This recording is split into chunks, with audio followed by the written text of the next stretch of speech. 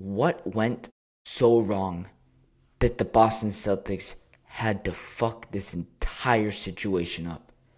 As far as I can remember, Brad Stevens has been one of, if not the best GM in the NBA. What happened?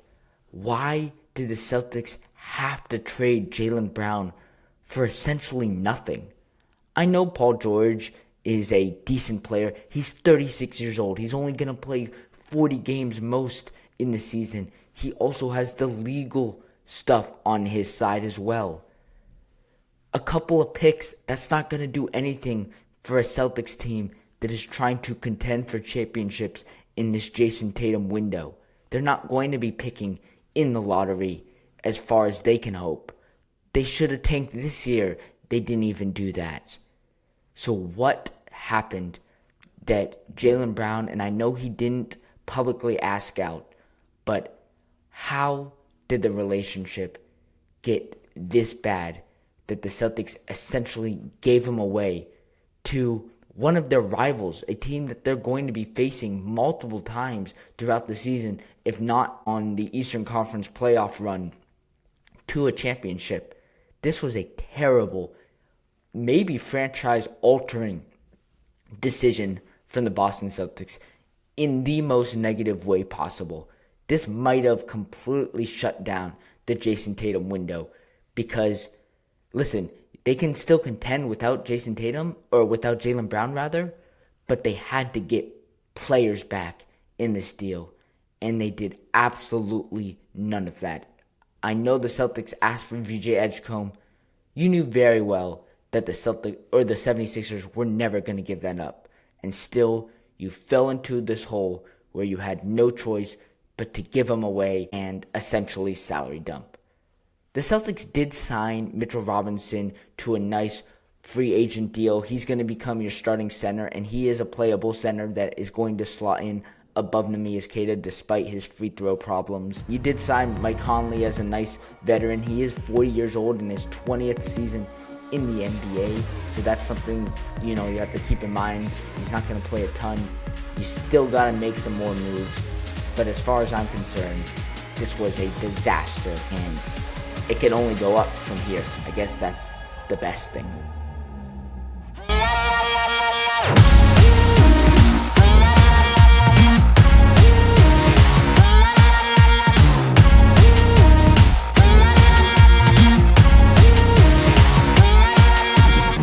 Welcome in, everybody, on this sombering Thursday evening, Friday morning, whenever you're watching this. I don't quite understand how a franchise that is so well run, that takes care of their players, that has the history, just gets rid of a guy that won a championship for them, a guy that was a finals MVP, a beloved guy by the fan base, for nothing. How did the relationship get so bad? I don't quite understand that. But nevertheless, we're going to dive into what this means for the Celtics going forward. On the back half of the show, we will talk about the Mitchell Robinson, Mike Conley signing, because those are good quality signings that are going to help this team. But they were going to help this team with Jaylen Brown on the team, or with players that they got back, not picks. Picks don't help the Celtics whatsoever. And in today's NBA, it's going to be hard to trade picks for players, quality players, right, without, underpaying for it. That being said, right, Jaylen Brown, he's traded to the 76ers. The 76ers give up 2 first-round picks, 2 second-round picks. These are not even pick swaps. They're just straight-up second-round picks. Second-round picks, as we know, rarely amount to anything except, the topping on a cake in a trade like this, right? Just to put a team over the top and get a deal done. They never amount to players. Once in a lifetime you get the unbelievable miracle guys in like a Jokic, or sometimes undrafted guys at guard, right? But that being said, right, it's the 2 first-round picks that you give up, right? There's a 2028 pick swap, a 2031 unprotected for Philadelphia first-round pick. This came as a complete shock for everybody. I thought the Celtics were going to move forward with Jaylen Brown. They just put him out for Giannis, which is one thing, and then they're going to move forward with Jaylen Brown on the team. So what happened in the last 2.5 weeks since that Giannis trade went down, maybe even less, like a week since that Giannis trade went down, that Jaylen Brown just got so frustrated with this organization? Was there no way to have a conversation with Jaylen Brown about what he would like to see changed? Right? Brad Stevens can sit down with him. Joe Mazzulla can sit down with them. They can try and run their offense that way. Because Jayson Tatum, yes, he's the better player. And yes, I was on board for moving on from Jaylen Brown. But I was hoping to get back players. I was hoping to get back young talent that could build around Jayson Tatum and help the Celtics contend in this championship window. They did absolutely none of that. One of the worst returns that the Celtics could get in franchise history. And listen, the Celtics, they needed to move on from another Supermax contract, one that they would have to sign a deal on later down the road as well for even more than he's making now, right? The only guy that they would potentially do that for is Giannis. But you saw they wouldn't even give up an Hugo Gonzalez, a Baylor Shireman for Giannis, right? Same way the 76ers wouldn't give up VJ Edgecombe, who is way better than those guys, for Jaylen Brown, right? Teams want to keep a hold of their young talent because you cannot win in this league with multiple guys making over $50 million into that sort of luxury tax second apron era. You need young talent. You need a Dylan Harper like the Spurs have. You need a VJ Edgecombe, right? You saw the Oklahoma City Thunder this offseason start offloading their talent because they were getting too expensive. They would have to pay them. That's just how the NBA works right now. So no team wants to get rid of their young talent. Same way with the Celtics. They were not willing to give up on Hugo Gonzalez or Baylor Shireman, right? And so what happens? You're stuck in this situation where, you look at this trade and Paul George is not even a player that you're expecting to get much out of. He's just to make that salary match.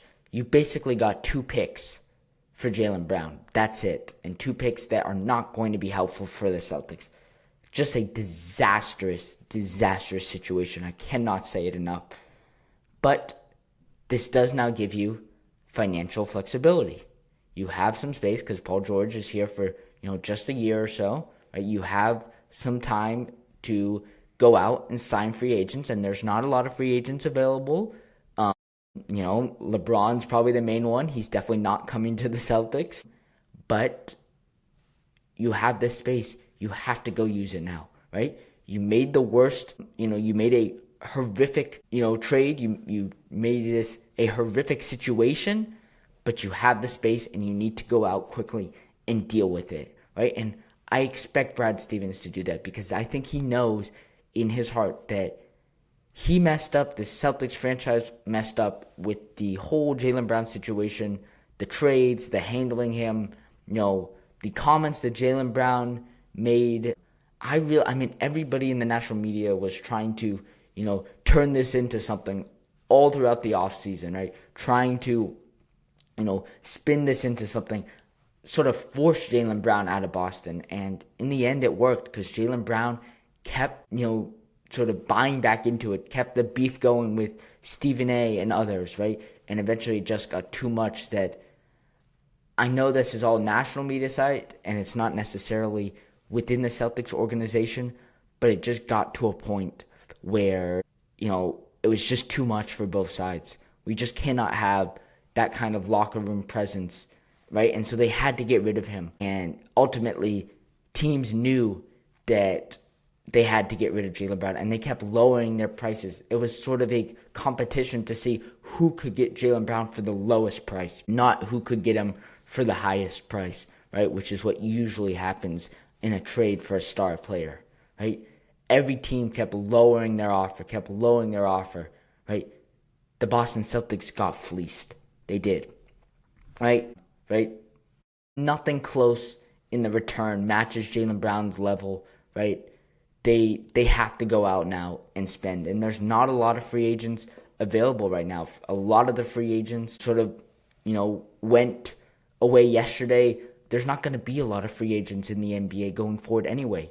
Teams want to sign their players to a deal that keeps them at a price that works for their franchise. There are definitely some, outlier salaries, as in the case of a Trae Young, one of the worst signings, or should I say, contract extensions the Wizards made.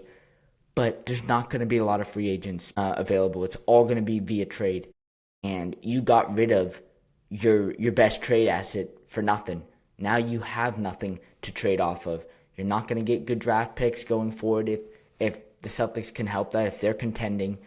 And the worst case scenario is you put Jaylen Brown in the Eastern Conference, in your own division, in a team that you're going to be facing multiple times a season. Paul George, he's 36 years old. He has tons of injury history, including last season where he missed lots of games with injury. And then he has the legal stuff with the player enhancement drugs that he was on that forced him to miss 25 games, right?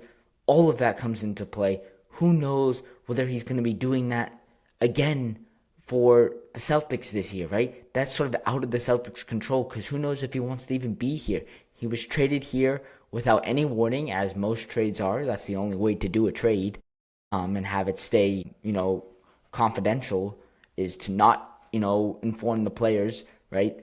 But now Paul George comes here at 36 years old. He's not going to be the focal point of the offense, which he knows that. But is he even going to be able to stay healthy to give you something on the return for Jaylen Brown? Because if he gives you nothing, this might be one of the worst trades in NBA history. Now listen, the Luka trade was a bad trade for the Mavericks. They got lucky in getting Cooper Flag, right?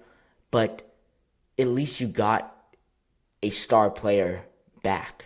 You got a Anthony Davis. You got some picks that you can use, right? And the Mavericks did use it. They traded AD away and got some picks, and they're going to be building forward.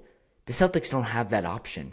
They need to be contending now. They don't have a young player in Cooper Flag. They have Jayson Tatum at 27, 28 years old, right? They need to be contending now, and this Paul George addition does not help at all, right? He's still capable when he's healthy, but he is becoming more and more one of those players that has just an injury history that's longer than his playing history, right? And his contract doesn't, help great with financial flexibility either. The one thing I don't understand about this is why teams didn't view Jaylen Brown as high as the Celtics did. Now, listen, some of his numbers were overinflated. They played against a weak Eastern Conference and a lot of teams tanking this year. Yes, Jaylen Brown is not the seventh best guy on a team like some teams think he is. Maybe he's not the number one. Maybe, teams didn't want to have him as the number one, so he was going to a team where he'd be the number two. He would still be the best number two on any team in this league. I'm sorry. He's better than Bam Adebayo if he went to go play with Giannis. He's better than, a Jalen Williams on the Thunder. He's better than Austin Reeves on the Lakers. He just is. He's the best number two player in the NBA without a doubt. Why no teams viewed him like that, I don't understand that. Right? This is not a knock on Jaylen Brown or the Celtics. The Celtics view him as high as they needed to. They viewed him really high as one of their best players, and one of their best players in franchise history. It was other teams around the NBA that did not like Jaylen Brown, and I don't understand that. I don't understand why, and maybe because he's a little bit older, he's 28, 29 years old, and, he does have a slight bit of injury history, not too much, but maybe a little bit. And he has a large contract, right? And that plays a huge part. Teams can't just take on that, $50 million contract and be willing to sign an extension for him in a couple of years. So maybe that plays a role into it. They want, young players and draft assets and all that stuff. But I just think the Celtics, they completely failed to get any offers. They completely, I mean, you just look back at this Giannis trade now that went to the Heat, and it's just a disaster to not give up a Baylor Shireman or an Ugo Gonzalez, because you wouldn't have known at the time, but hindsight says that Jaylen Brown forced his way out, whether he said it publicly or not. That's just what happened, right? As for that, right, it's a little sad. The Jaylen Brown, Jayson Tatum era has come to an end, and it had its ups and downs. And, they did win a championship with pieces, added around them. But these two guys grew up together as Boston fan favorites since 2017. They've been this, emerging duo, and maybe, they underachieved a little bit because they only won the one championship. They got to the finals twice. They were in the conference finals every single year until the last 2 years. And in these last 2 years, it's been a pretty big disappointment. Part of that's Joe Mazzulla and the coaching strategy. Part of that is some really streaky shooting at the worst time. Some of that is, teams getting hot around them. Joel Embiid coming back, all of that stuff. Mitchell Robinson hitting his free throws in 2025. But overall, this was a successful tenure. Maybe it's not, a perfect tenure, but it was a successful tenure. And it's sad to see that it all went to shambles. And unfortunately, that is sort of how sports work. If you have two players or a player that's been with a franchise for almost their entire career, and yes, maybe this is only halfway through Jaylen Brown's career, but nevertheless, a guy that's been there, 10 plus years at this point, right? It usually ends in, a breakup of some sort, not a peaceful departure, right? KD, it was it was only a couple years, but it was a breakup from the Warriors. Klay Thompson being shipped out, a breakup, right? Draymond Green declined his option, right? Everything seems to fall apart for teams. That's just sort of how it is. It's really hard to stay with one team for 20 years, let alone 10, 15, wherever it may be, right? It's really hard to stay with one franchise. And in the end, usually at that point, you don't get much back for a trade. It's a bad breakup, a player ass out, like the Giannis situation, right? He was there with the Bucks for 14, 15 years, right? In the end, it almost never works out the way that the franchise wants it. That's just how it is. And I think this one came earlier than expected. It was not anything that was on the table, in my opinion. But in the end, Jaylen Brown and the Celtics could not go together any longer. And it's really frustrating, right? I don't understand why the Celtics couldn't just keep Jaylen Brown if the offers were this low. But something that we don't know about, and maybe reporting will come out in the next couple of days. My guess is not, because the Celtics keep all that stuff really quiet and internal. But what in the last week went wrong between Jaylen Brown and Brad Stevens? I don't understand what happened there. Did ownership influence this decision? That's a possibility, right? Did Bill Chisholm, want to move on from Jaylen Brown because he didn't want to pay that contract? And that's a bigger issue going forward if the Celtics are not going to spend on high caliber talent. But that's something we have to address down the road, because we don't know. We haven't seen ownership spend yet, but there also hasn't been a need to spend yet, because we've only seen them salary dump so far, right? And that's not great, because they salary dumped on Anthony Simons at the trade deadline. That backfired with Nikola Vucevic. They've now salary dumped with Jaylen Brown, right? This was supposed to be a tanking year anyway, or should I say a gap year. And unfortunately, they have not set themselves up for contention in the future. That being said, they did sign some nice free agents before this whole disaster went down.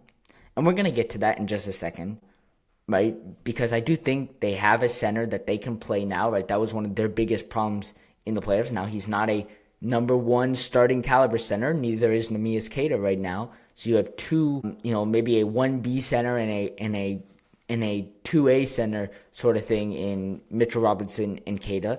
But I think that works for the center rotation if they can all stay healthy, right? I think that will work.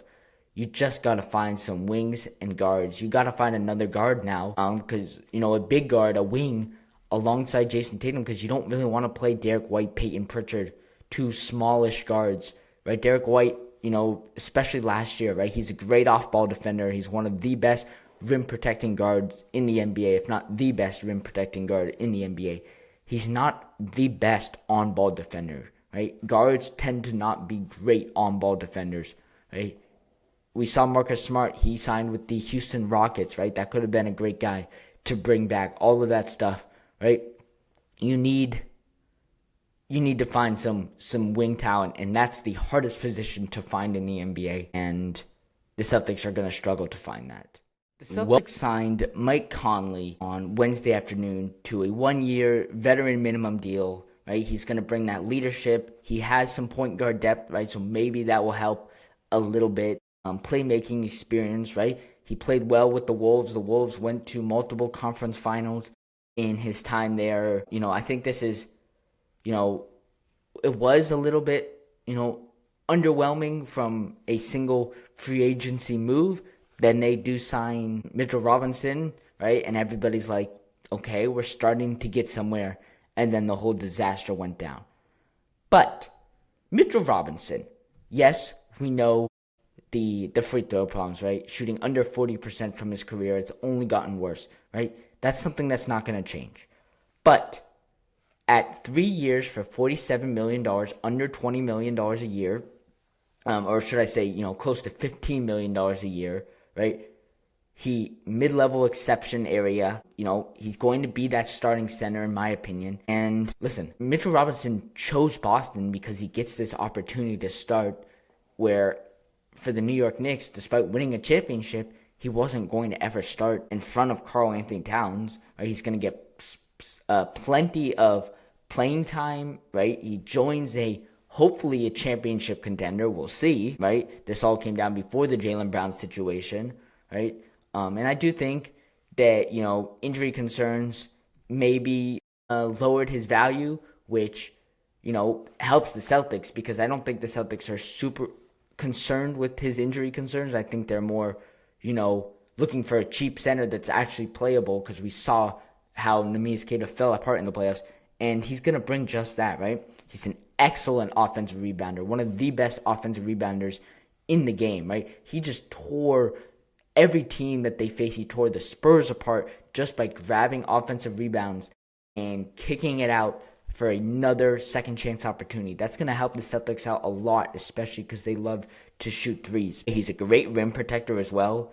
He's strong defensive pressure, right? He is going to be able to fix a lot of the Celtics' problems on the defensive end, right? Offense, it's a come and go. He's not you're not going to run any plays for him, right? He's going to be a rim threat for sure, but maybe Jayson Tatum and Mitchell Robinson will get a good pick and roll going like he was able to get with Luke Cornett a couple years ago. So maybe that will start to work. But Mitchell Robinson is more there for the defensive impact, right? Which is great, but now you have to go out and find something to fill that offensive gap, right? Mitchell Robinson is one of the best, if not the best, offensive rebounders in the NBA by many metrics, right? He fits Joe Mazzulla's sort of emphasis on that offensive rebound, on those second chance opportunities, winning the margins, right? He's going to fit fantastic into that kind of role, right? What Joe Mazzulla is not going to like